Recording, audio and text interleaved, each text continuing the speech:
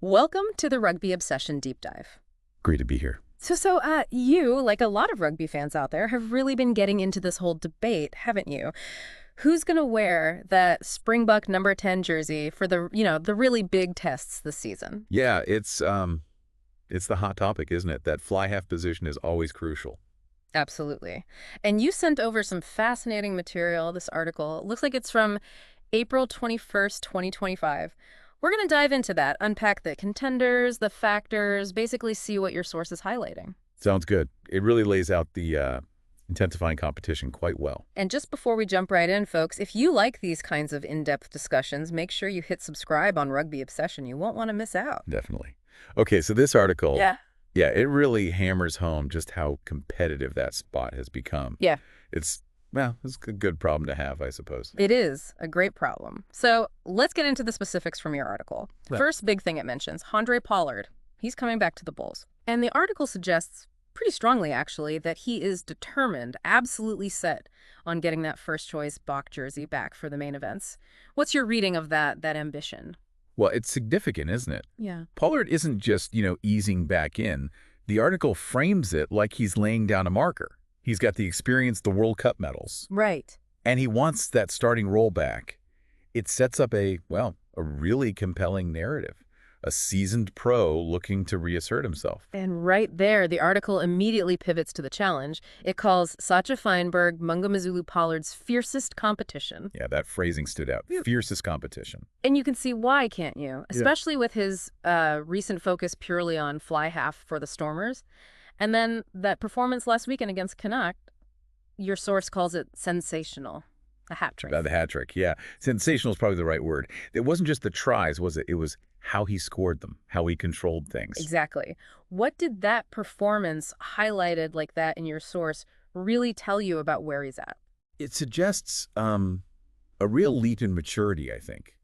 Composure, skill, the ability to grab a game and really shape it. Yeah. For a young player to do that, especially now he's specializing there, it's massive. Really exciting potential. It really is. And that contrast is fascinating. Like you said, Pollard, the proven general, and then Feinberg-Mngomezulu, this dynamic, almost explosive talent coming through. Precisely. And if you are finding this breakdown interesting, based on the article, just another quick reminder to subscribe to Rugby Obsession to keep up with these discussions. Good point. But okay, the article doesn't just focus on those two, does it? It also gives a mention to Jordan Hendrikse and the Masuku. Yeah, the Sharks. Yeah, saying they've shown solid rugby. Now, the implication seems to be maybe they're not quite in the running for, say, the All Blacks tests. Perhaps not the absolute peak ones, yeah. But they're still in the conversation, maybe for easier tests, as the article hints. What does their inclusion tell us about the broader picture, the depth? I think it shows the coaches are casting a wide net. It tells us there's genuine depth there. Hendrikse and Masuku are playing well, consistently, and it means there are options, real options, even beyond the top two contenders. It's healthy, shows the system is producing talent. Right, solid options who could maybe step up.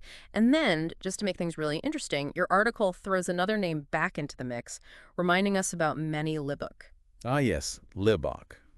Been a bit quiet domestically, sidelined. Exactly, but expected back soon, according to the piece. And, he offers something different again, doesn't he, that attacking flair.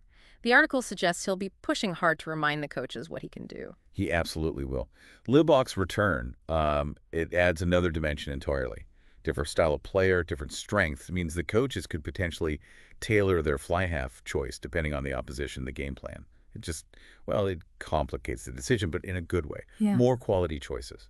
So when you boil it all down, based on the source you shared, it seems the article's conclusion is that right now, for those really high-stakes games, it's looking like a two-way shootout.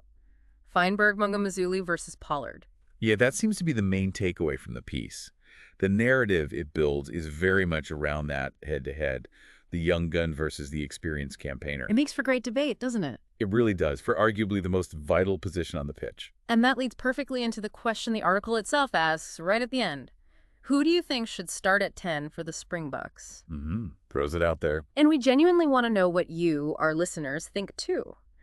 Reading between the lines of your source, do you agree with that two-way shootout assessment? Are you leaning towards Pollard's experience, or are you more excited by what Feinberg-Mngomezulu offers right now? Or maybe, maybe you think Hendrikse or Masuku deserve a proper shot. Or perhaps you think Libbok, when he's back, is actually the best option. Exactly. Let us know. Drop a comment wherever you're listening. We're really keen to hear your thoughts, your perspectives on the scenarios this article lays out. Yeah, that supporter input is always fascinating. It just shows the passion, doesn't it? And the fact there is such debate just highlights the quality available. Couldn't agree more. Well, that just about wraps up this rugby obsession deep dive. Looking closely at that Springbok No 10 jersey battle, all thanks to the great source material you brought in. It's clear the coaches have some enviable headaches ahead of them, some big calls to make. They certainly do. Exciting times, though. Don't forget, please do subscribe to Rugby Obsession so you don't miss our next deep dive.